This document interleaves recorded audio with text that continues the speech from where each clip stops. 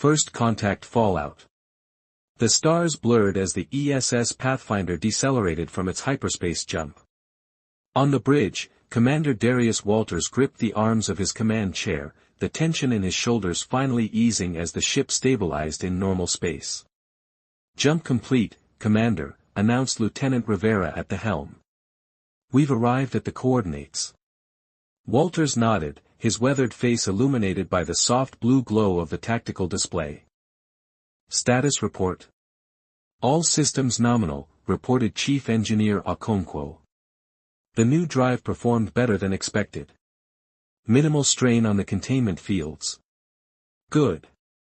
Science Officer Novak, what are we looking at?"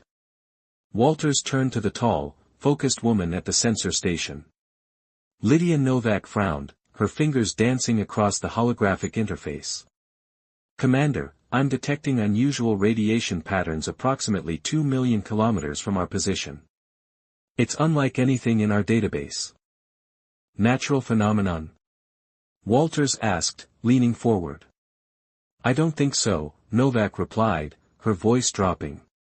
"The patterns are too regular, too artificial." The bridge fell silent. This was humanity's first venture beyond the solar system, a momentous exploration mission. No one had expected to find evidence of alien technology on their very first jump. "Full sensor sweep," ordered Walters. "And bring us closer, but maintain safe distance." The Pathfinder moved cautiously through the void. As they approached, the sensor feeds clarified to reveal a shocking sight. "Commander," Novak's voice was tight with disbelief. "We're detecting multiple spacecraft. At least 30 vessels of varying sizes." "Alien vessels?" asked Walters, though he already knew the answer. "Yes, sir. And they appear to be damaged. Several show signs of weapons fire." Before Walters could respond, Communications Officer Patel called out, "Sir. We're receiving a transmission. It's not in any known language, but the computer is attempting to translate." "Put it through," Walters ordered, "standing now." A desperate voice filled the bridge, broken by static and the computer's halting translation. "Requesting emergency assistance. Kryvax forces, genocide, survivors, please help. Can we establish two-way communication?" Walters asked. "Working on it, sir," Patel replied, frantically adjusting parameters. Science Officer Novak moved to Walters' side. "Commander, these ships are using technology far beyond our own, but they've sustained critical damage. Life support is failing on several vessels." Walters faced the toughest decision of his career. First contact protocols called for caution, observation, and minimal interference. But these weren't just aliens, they were refugees, apparently fleeing from something terrible. "Prepare a response," he said finally.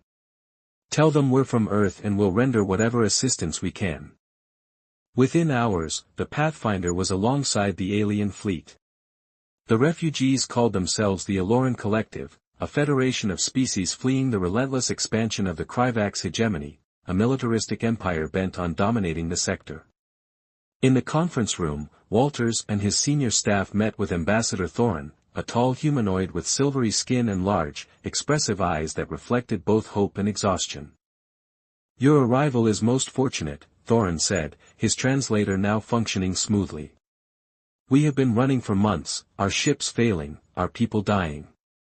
"How many refugees do you have?" asked Dr. Blackwell, the Pathfinder's chief medical officer. "Approximately 80,000, Thorin replied. "The remnants of 12 worlds destroyed by the Kryvax." Walters exchanged glances with Novak. The Pathfinder couldn't possibly accommodate that many. They barely had supplies for their own crew. "Ambassador," Walters said carefully, "we want to help, but we have very limited resources. We're an exploration vessel, not a rescue ship." Thorin's expression darkened. "Commander, you misunderstand. We don't expect you to save us. We came to warn you." "Warn us?" Novak questioned. "The Kryvax are coming. They followed us through this sector. When they discover Earth, and they'll add it to their conquest list. Your species will be enslaved or exterminated. The room fell silent as the implications sank in. How much time do we have? Walters asked finally. Weeks, perhaps months, Thorin replied. The Kryvax are methodical. They'll send scouts first, then attack fleets. Chief Engineer Okonkwo leaned forward. What kind of technology are we talking about? How advanced are these Kryvax? Their warships can reduce a planet's surface to ash in hours, Thorin said simply. They possess weapons that distort spacetime itself. And their soldiers. He shuddered visibly. They're augmented with cybernetic enhancements that make them nearly unstoppable in combat. Walters stood, pacing the length of the conference room. We need to get this information back to Earth immediately. Prepare for emergency jump. Commander, Thorin said, rising as well. Take this. He handed over a small crystalline device. It contains all our intelligence on Kryvax technology, tactics, and weaknesses. They do have weaknesses, though few. You're coming with us, Walters decided. You and your leadership. Earth needs to hear this directly. The return journey to Earth was tense. Walters spent hours studying the intelligence Thorin had provided, his stomach sinking with each new revelation.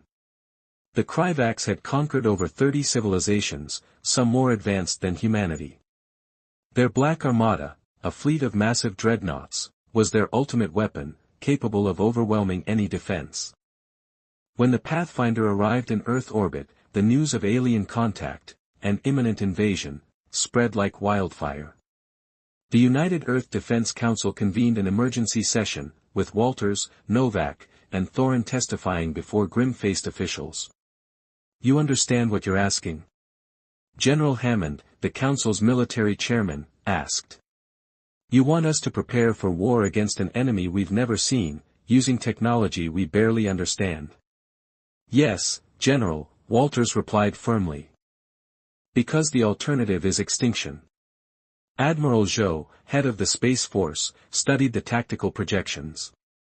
Even with the intelligence Ambassador Thorin has provided, we're hopelessly outmatched. Perhaps not, Novak interjected. She'd been analyzing the Aloran data nonstop. The Kryvax have technological superiority, but they're inflexible. They've faced so little effective resistance that they've become predictable. We can use that. The council debated through the night. By morning, Earth was on war footing. The Aloran refugees were granted sanctuary, with their scientists and engineers immediately integrated into Earth's defense programs. As dawn broke over the council headquarters, Walters stood at the window, watching the city come to life, blissfully unaware of the storm approaching from the stars. They have no idea what's coming, Novak said, joining him. No, Walters agreed. But we do. And that gives us a fighting chance.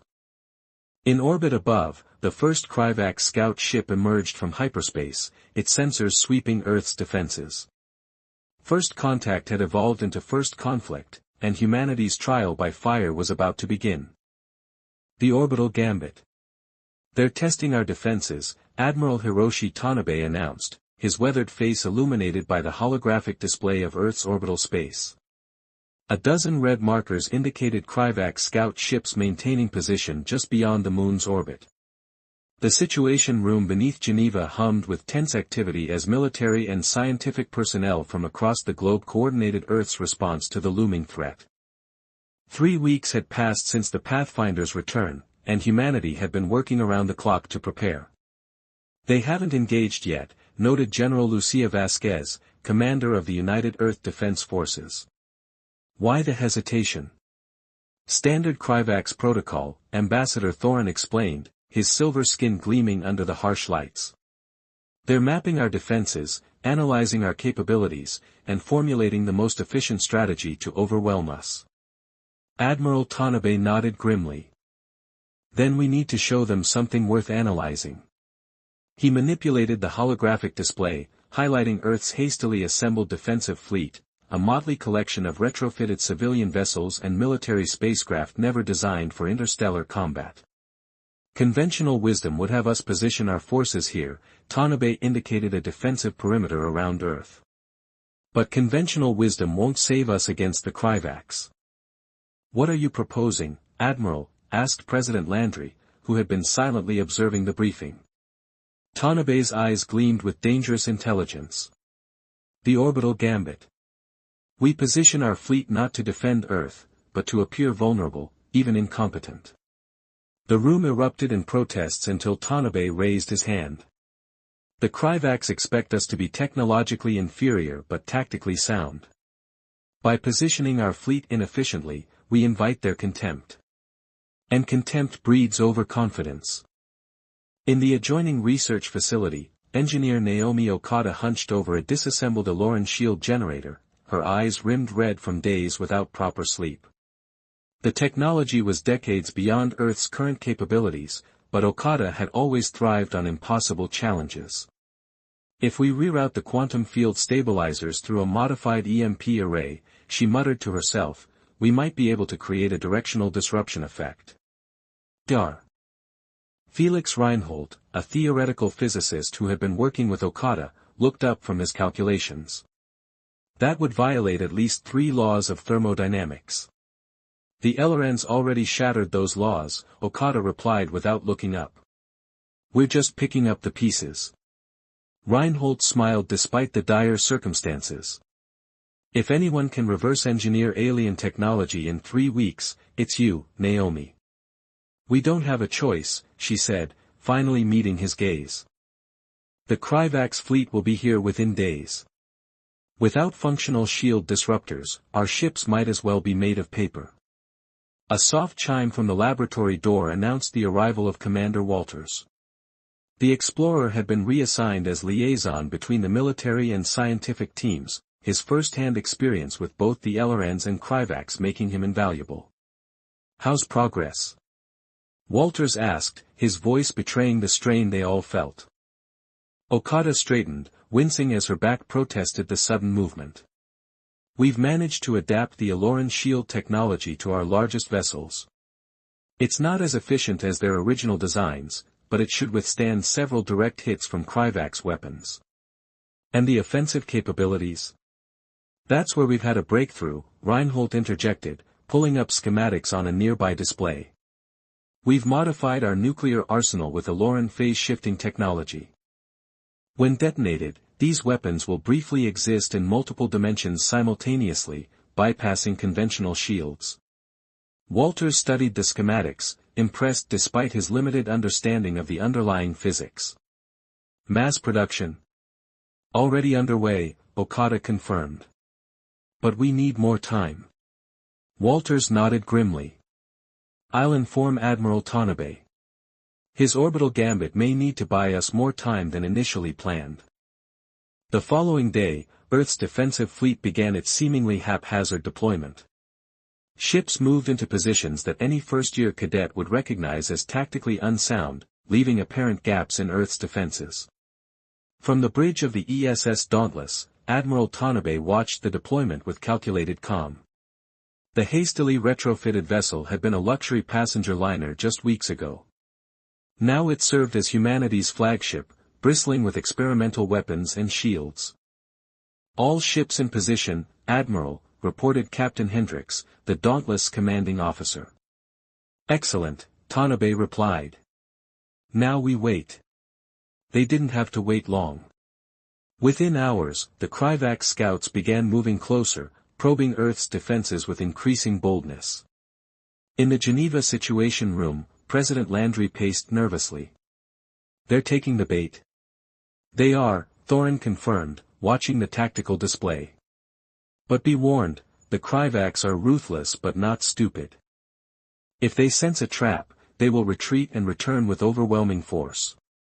General Vasquez pointed to a new set of readings. "We're detecting energy signatures from the lunar dark side. More Kryvax ships are arriving." Landry's face paled. "How many?" "At least 30 combat vessels," Vasquez replied. And they're moving into attack formation. The president turned to Ambassador Thorin. Is this the main invasion force? The Aloran shook his head. No. This is merely the vanguard. The Black Armada itself remains distant, awaiting confirmation of an easy victory. On the Dauntless, Admiral Tanabe received the news with grim satisfaction. They're committing to the attack sooner than expected. Good. Good, sir, questioned Captain Hendricks. The sooner they attack, the less time they have to analyze our true capabilities, Tanabe explained. Prepare Phase 1 of the Gambit. Throughout Earth's defensive fleet, crews prepared for battle. Despite weeks of intensive training, most were civilians pressed into military service, their faces showing a mixture of fear and determination. In orbit around Mars, hidden from Kryvax sensors by experimental stealth technology, a second human fleet waited. Commanded by Vice Admiral Rashid Hassan, these ships represented Earth's true first line of defense, equipped with the best of Okada's adapted Aloran technology. All ships maintaining stealth protocols, Hassan reported over the secure quantum link. Awaiting your signal, Admiral Tanabe. Hold position, Tanabe ordered. Let them commit fully to the attack. The Kryvax struck with devastating precision.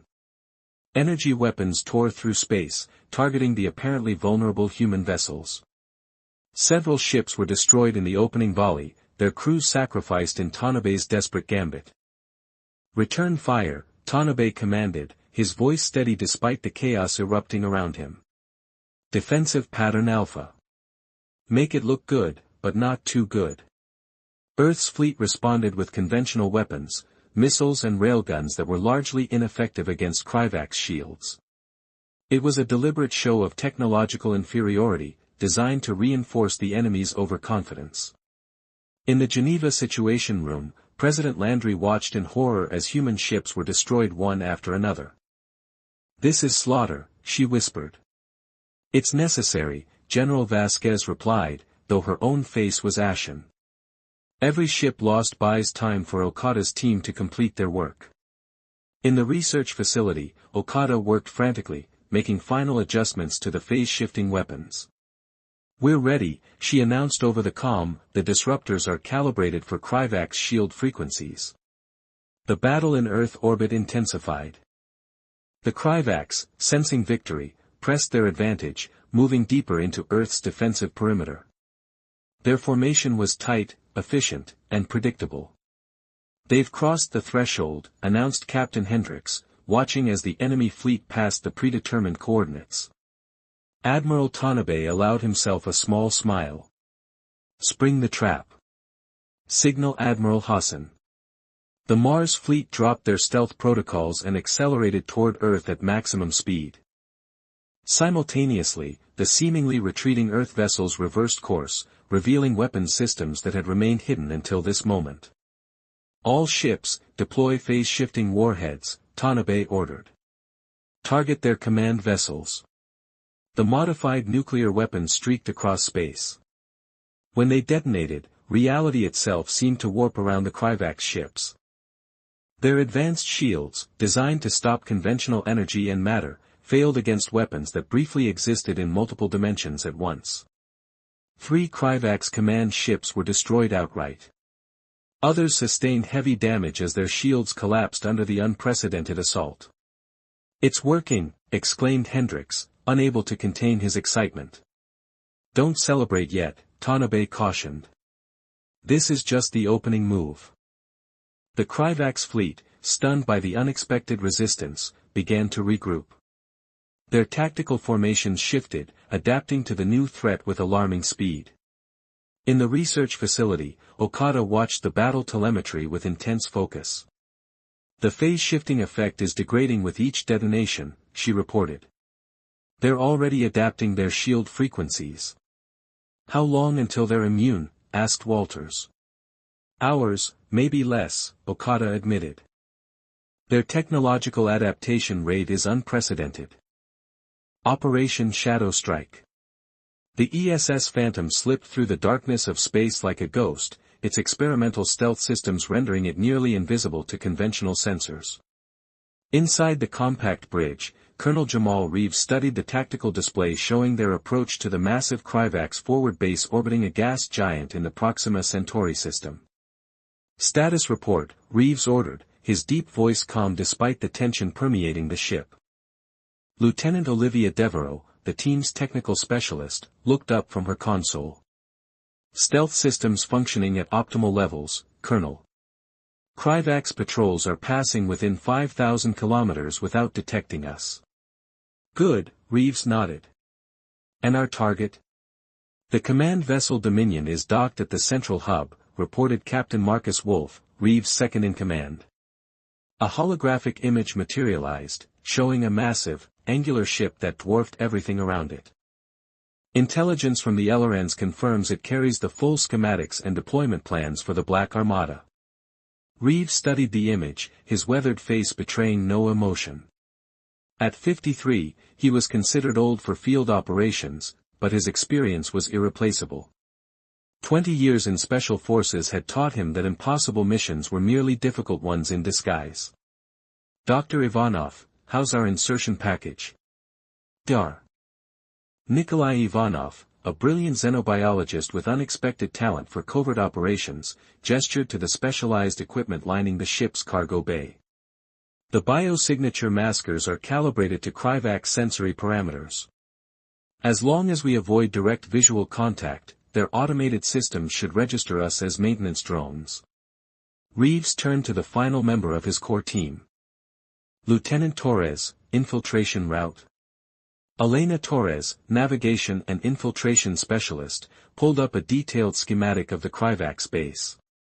"I've identified 3 potential entry points. This maintenance shaft here offers the most direct route to the Dominion's data core, but it's also the most heavily monitored." "And the alternatives?" Torres highlighted 2 other pathways. "These offer better concealment but add 40 minutes to our timeline. Given that we'll have exactly 2 hours while the Dominion systems undergo routine diagnostics, the direct route may be our only option." Reeves considered this. Operation Shadow Strike was perhaps the most audacious mission in human military history, infiltrating a Kryvax command vessel to steal intelligence on their ultimate weapon, the Black Armada. If they succeeded, Earth might find the key to survival. If they failed, no one would ever know what happened to them. "We take the direct route," he decided. "Lieutenant Devereaux, final check on our countermeasures." Devereaux nodded crisply. "Electronic warfare suite is green across the board. The virus package from Engineer Okada should disable their internal sensors for 7 minutes, not long, but enough for initial penetration." "Very well." Reeves addressed the entire team, including the 6 additional operatives who would provide security during the infiltration. "This mission is simple in concept but nearly impossible in execution. We infiltrate the Dominion, access their central data core, extract the information on the Black Armada, and exfiltrate without detection." Captain Wolfe offered a grim smile. "Just another Tuesday, sir." A few nervous chuckles broke the tension. These men and women represented the best Earth had to offer, elite soldiers, technical specialists, and scientists united by a singular purpose. "We launch in 30 minutes, Reeves concluded. "Check your gear, then get some rest. It may be the last chance you have for quite some time." As the team dispersed, Reeves remained on the bridge, studying the Kryvax base. The enemy complex was a marvel of engineering, a sprawling array of interconnected structures housing thousands of troops and dozens of warships. The Dominion itself was a fortress, its hull bristling with weapons capable of vaporizing planets. "Intimidating, isn't it?" "Dar." Ivanov had returned to the bridge, his Russian accent thicker than usual, a tell that he was anxious. "It's designed to be," Reeves replied. "Psychological warfare built into architecture. Do you think we have a chance, Colonel?" "Really?" Reeves turned to face the scientist. "The Kryvax have conquered 30 civilizations because they believe themselves invincible. That belief is their weakness. They won't expect us to strike at the heart of their operation." Ivanov nodded slowly. "As we say in Russia, the tallest tree catches the most lightning. Exactly. Reeves clapped him on the shoulder. Now get some rest, Doctor. You'll need your focus. 30 minutes later, the Phantom approached the outer perimeter of the Kryvax base. The ship's systems were reduced to minimal power, relying on momentum to carry them past the sensor arrays. Patrol ship on approach vector, Torres warned, her fingers dancing across the navigation controls to make minute adjustments to their course. Hold position, Reeves ordered as a massive Kryvax vessel passed within kilometers of their location. For a tense minute, no one on the bridge breathed. Then the patrol continued on its way, oblivious to the human vessel hiding in its shadow. Resume approach, Reeves said. Deploy infiltration craft. From the Phantom's belly, a smaller vessel detached, little more than a stealth pod designed to transport the team to the Dominion. While the Phantom would remain at a safe distance, ready for rapid extraction, Reeves and his team would penetrate the heart of the Kryvax command structure. Inside the cramped confines of the infiltration craft, the strike team performed final equipment checks. Their suits, based on Aloran technology, incorporated both stealth capabilities and limited protection against Kryvax weapons. Each operative carried minimal weaponry. This was a mission of subterfuge, not direct confrontation. Approaching docking point, Torres announced from the pilot's seat. Prepare for automated systems engagement. As they neared the massive Dominion, Devereaux activated their primary countermeasure, a sophisticated electronic warfare package that would momentarily blind the Kryvax sensors and convince their automated systems that the infiltration craft was an authorized maintenance drone. Virus deployed, she confirmed. We have a 7-minute window. After that, we're visible. Torres guided the craft to a maintenance airlock near the ship's aft section. With practiced precision, she matched the rotation and velocity of the massive vessel, bringing them alongside with barely a tremor. Docking complete, she reported. Airlock secure. Reeves nodded. Masks on. Remember, limited verbal communication from this point forward. The team donned their biosignature masks, devices that would confuse the Kryvax environmental sensors into registering them as maintenance drones rather than alien intruders. It wouldn't fool a direct visual inspection, but it would allow them to move through less trafficked areas undetected. One by one, they passed through the airlock into the Dominion. The interior was cavernous, with corridors designed for beings larger than humans. The architecture was angular and utilitarian, with pulsing bioluminescent strips providing eerie green illumination. Torres took point, guided by the schematic provided by Aloran intelligence. The team moved with practiced efficiency, hugging the walls and freezing in place whenever the heavy footsteps of Kryvax troops echoed nearby. Their first close call came 10 minutes into the infiltration. A pair of Kryvax soldiers, massive, cybernetically enhanced warriors in gleaming black armor, rounded a corner directly ahead. The team pressed into recessed maintenance alcoves, relying on their biosignature masks and the soldiers' expectations to protect them. The Kryvax passed within arm's reach, their helmet sensors sweeping the corridor. For a heart-stopping moment, one soldier paused, its head turning toward Reeves' position. Then it continued on, dismissing the reading as insignificant. When they were gone, Reeves signaled the team forward. They were approaching the central data core, a massive chamber housing the Dominion's computational systems. According to their intelligence, it would contain the information they sought. Outside the core's entrance, Devereaux deployed a secondary electronic countermeasure to loop the security feeds. We have access, she whispered, but the system is detecting the intrusion. We have maybe 15 minutes before it triggers an alert.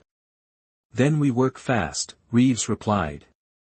Torres, Wolf, secure the perimeter. Ivanov, with me. Inside the data core, banks of crystalline processors hummed with energy. Unlike human computer systems, Kryvax technology was semi-organic, with data flowing through synthetic neural networks. Dr. Ivanov approached the central terminal with reverence. Fascinating, he murmured. Their entire computational architecture is biomimetic. Admire it later, Reeves said tersely. Find the Black Armada files. Ivanov nodded, connecting a specialized device developed by Earth's scientists based on captured Kryvax technology. The interface glowed as it established a connection. "I'm in," he reported. "But the encryption is, wait, this isn't right." "What's wrong?" Reeves asked, keeping one eye on the entrance. "The data structure doesn't match our intelligence. It's as if..." Ivanov's eyes widened. "Colonel, I believe this is a trap. The Kryvax knew we were coming." Before Reeves could respond, alarms blared throughout the ship. Red light bathed the corridor outside as security protocols activated. "Abort," Reeves ordered immediately. "All units, fall back to extraction point." "Sir," Ivanov protested, "the data is here, I can still..." "That's an order, Doctor. Move." They rejoined Torres and Wolf outside, already exchanging fire with Kryvax security forces converging from both directions. The alien weapons fired pulses of coherent energy that left smoking craters in the bulkheads. "This way," Torres called, indicating an alternative route she had identified during their approach. The team fought a running battle through the ship's corridors, their weapons, designed specifically to penetrate Kryvax armor, proving surprisingly effective at close range. But they were outnumbered and deep in enemy territory. "Devereaux," Reeves called as they ducked behind a barricade of fallen debris, "can you access their internal systems? We need a diversion." The technical specialist nodded grimly, pulling out her portable interface. "I can trigger emergency protocols in the propulsion section. It won't cause real damage, but it'll divert security forces." "Do it," Reeves ordered. Moments later, new alarms sounded as the ship's propulsion systems registered a critical, albeit fictional, failure. As predicted, many of the security forces diverted to address the new threat. "Move," Reeves commanded, and the team pushed forward toward their extraction point. They were halfway there when disaster struck. A massive security door slammed shut, cutting off their escape route. Torres immediately moved to override the controls, but a barrage of energy fire forced her back. "We're trapped," Wolf reported, returning fire at the approaching Kryvax forces. Reeves assessed their situation. The team was cornered, with enemies approaching from multiple directions and their extraction point cut off. It was the kind of no-win scenario he had trained for his entire career. "New plan," he decided. "Devereaux, can you access the ship's navigational controls from here?" She looked surprised but nodded. "Theoretically, yes, through this terminal. But what good would that do? We can't pilot this entire ship." "We don't need to," Reeves explained. "We just need to change its course temporarily, enough to bring it within range of our backup extraction point." Understanding dawned on Torres' face. "The maintenance hangar on the ship's underside. It would expose us to space briefly, but our suits can handle short vacuum exposure." "Exactly," Reeves confirmed. "Doctor, while Devereaux handles navigation, I need you to make one more attempt at the data. Use this." He handed Ivanov a smaller, more specialized device. "It's designed to extract core system parameters only, not the full database." As Devereaux and Ivanov worked feverishly at their respective tasks, the rest of the team established a defensive perimeter. 2 operatives had already fallen to Kryvax weapons, their bodies dragged to safety by their comrades. "Got it," Devereaux announced. "Navigation protocols compromised. Initiating course correction in 3, 2, 1. The massive ship shuddered as its thrusters fired unexpectedly, throwing off the aim of the approaching Kryvax soldiers. Simultaneously, Ivanov's device chimed its completion. "I have something," he reported. "Not everything, but critical structural data on the Black Armada. They're core ships, they're not just vessels, they're some kind of biological technological hybrid." "Explain later," Reeves ordered. "Move out." With the ship temporarily disoriented by its unexpected course change, the team fought their way to the maintenance hangar. As Torres had predicted, part of their route was exposed to space, requiring them to activate their suits' vacuum protocols. They moved as quickly as possible, the cold of space seeping through even their advanced insulation. The Phantom, responding to their emergency signal, was already approaching the new extraction point. As the team reached the maintenance hangar, they could see the stealth ship maneuvering for docking. "Final stand here," Reeves ordered, positioning his remaining operatives to hold off the pursuing Kryvax forces. "Devereaux, signal the Phantom we need immediate extraction." The battle that followed was brutal and brief. The strike team's specialized weapons took a heavy toll on the Kryvax forces, but the alien superior numbers began to tell. One by one, the human defenders fell, buying precious seconds for their comrades. "Phantom is docked," Torres called from the airlock controls. "We need to move now." Reeves fired a final burst at the advancing Kryvax. "Fall back by teams. Wolf, cover our retreat." Captain Wolf nodded grimly, deploying their final countermeasure, a series of proximity mines designed to disrupt Kryvax cybernetic systems. "Go, Colonel. I'll hold them here." "Negative, Captain. We all leave together." Wolf smiled thinly. "Someone needs to trigger these manually to get maximum effect." "The mission comes first, sir. Always has." Before Reeves could protest further, Wolf pushed him toward the airlock. "The data needs to reach Earth. That's all that matters now." The colonel hesitated only a moment before recognizing the tactical necessity. With a curt nod of respect, he retreated with the surviving team members into the airlock. As the outer door closed, they caught a final glimpse of Wolf standing firm against a wave of Kryvax soldiers, detonator raised high. The explosion rocked the hangar, buying the precious seconds needed for the Phantom to disengage from the Dominion. "Get us out of here," Reeves ordered as he stumbled onto the Phantom's bridge.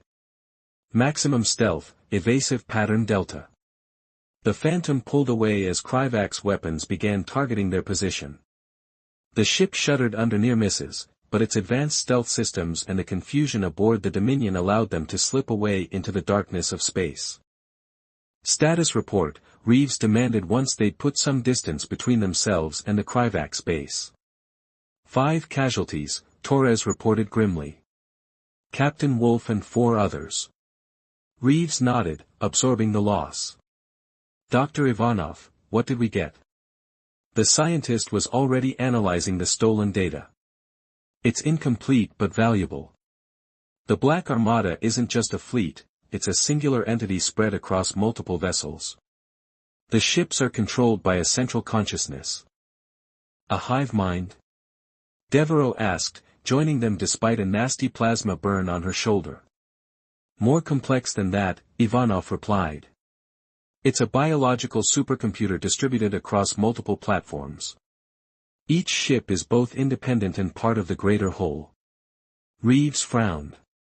"Weaknesses?" "Possibly." Ivanov highlighted a section of the data. "The system requires perfect synchronization. Disrupt that, and the entire armada could be vulnerable. But we'd need to access the command protocols directly. Which would mean boarding the lead ship," Torres concluded. "Impossible," Devereaux shook her head. "After this, they'll triple their security." Reeves was silent for a long moment, studying the tactical display showing their course back to Earth. Finally, he spoke. "We've accomplished half our mission. We have critical intelligence on the Black Armada's structure. Now we need to find a way to exploit it." "What about this?" Ivanov pointed to another data stream.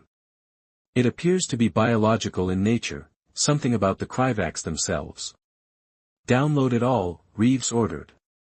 "Every scrap of data might be useful." As the Phantom accelerated to hyperspeed, leaving the Kryvax base behind, Reeves found himself in the ship's small medical bay. 2 of his wounded team members lay on gurneys, stabilized but serious. He placed a hand on each of their shoulders in turn. "We'll get you home," he promised. "Your sacrifice won't be in vain." In the quiet of the med bay, Reeves allowed himself a moment of doubt. Operation Shadow Strike had obtained. In the ship's small briefing room, Ivanov was practically vibrating with excitement. It's their genetic code, he explained as Reeves entered. The Kryvacs aren't natural beings, they're engineered. Designed for conquest. How does that help us? Reeves asked. Because engineered species have engineered weaknesses, Ivanov replied. Safeguards built into their DNA to prevent rebellion. We might be able to use this against them. For the first time since the mission began, Reeves felt a spark of genuine hope. They had lost good people, but perhaps they had found the key to humanity's survival. Set course for Earth, he ordered. Maximum speed. Dr. Petrov needs to see this data immediately. As the Phantom raced through hyperspace, Reeves recorded his mission report. He detailed their findings, their losses, and their narrow escape. But most importantly, he emphasized the potential vulnerability they had discovered, a biological weakness in a seemingly invincible enemy. He closed the log and turned his attention to the journey home. Operation Shadow Strike was over, but the true battle for Earth's survival was just beginning.